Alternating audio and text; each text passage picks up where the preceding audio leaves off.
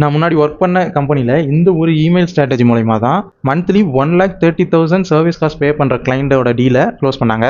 இந்த வீடியோவில் அதோட எக்ஸாக்ட் ஸ்டெப் நான் கற்றுக்கிட்டதை உங்களுக்கு எக்ஸ்பிளைன் பண்ணுறேன். Hi guys, this is day 49 of documenting my freelancing journey. Mail மூலயமா நம்ம ஒரு சேல்ஸை பிச் பண்ணுறோன்னா அப்போ அதில் நம்ம கொடுக்குற சப்ஜெக்ட் ரொம்பவே முக்கியம். அந்த சப்ஜெக்ட் எப்படி இருக்கணும்னா சேல்ஸ் ஓரியன்டாக இருக்கக்கூடாது.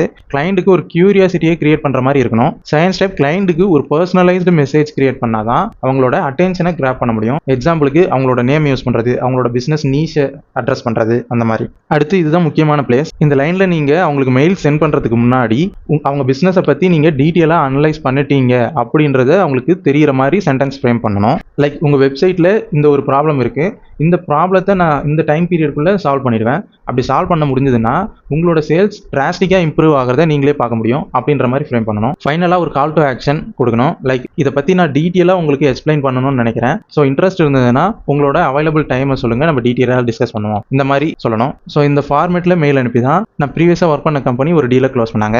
இதுல இருந்து நான் என்ன கற்றுக்கிட்டேன்னா, கிளைண்ட் நம்ம மெயிலை இக்னோர் எப்போ பண்ணுவாங்கன்னா நம்மளோட சேல்ஸ் பிச் அவங்களுக்கு போர் அடிச்சா மட்டும்தான். ஸோ இந்த எக்ஸாக்ட் மெயில் டெம்ப்ளேட் உங்களுக்கு வேணும்னா நம்மளை ஃபாலோ பண்ணிட்டு கமெண்ட்ல கோல்டு இமெயில்னு டைப் பண்ணுங்க. நானே உங்களுக்கு பர்சனலாக சென்ட் பண்ணுறேன். தேங்க்யூ.